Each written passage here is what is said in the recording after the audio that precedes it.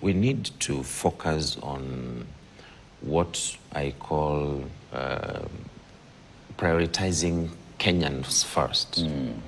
Because we sometimes we get too absorbed in this idea of packaging a narrative for either foreigners or the international community at the expense of actually what we are doing for ourselves and with ourselves.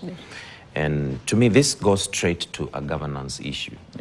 The reason I brought up the sessional paper number 10 of 1965, because what we consider as our founding fathers, they had a very good and grounded understanding that there was no way we were going to enjoy economic prosperity without addressing the three fundamental issues that I mentioned, disease, ignorance, and poverty. Unfortunately, that vision was lost very quickly.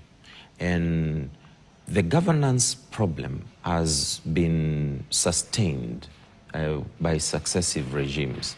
In fact, the mega reprieve that a lot of Kenyans can identify with was during the tenure of the late President Mwai Kibaki. And what Kibaki did was not a miracle. The idea is to free up money in the economy so that the ordinary citizen can earn better.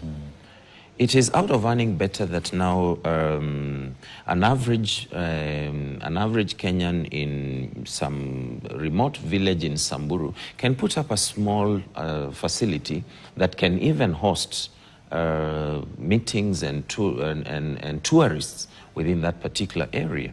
But when they are struggling with the basics in terms of even affording a meal for themselves, there is nothing left for either investment, and there is absolutely nothing left for moving around to explore beyond your home county.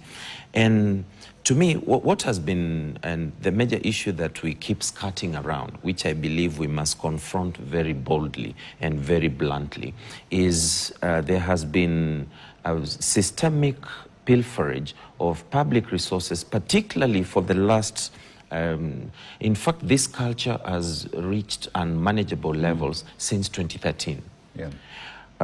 Every morning when you wake up, either in the newspapers or in social media, you're going to see the Auditor General reporting that there are this number of billions lost, there is this number of this kind of money lost and all that.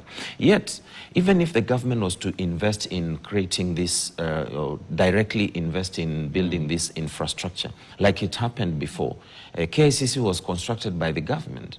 Bomas is being done by the government. The government can play a frontal role in terms of enhancing these kinds of infrastructure.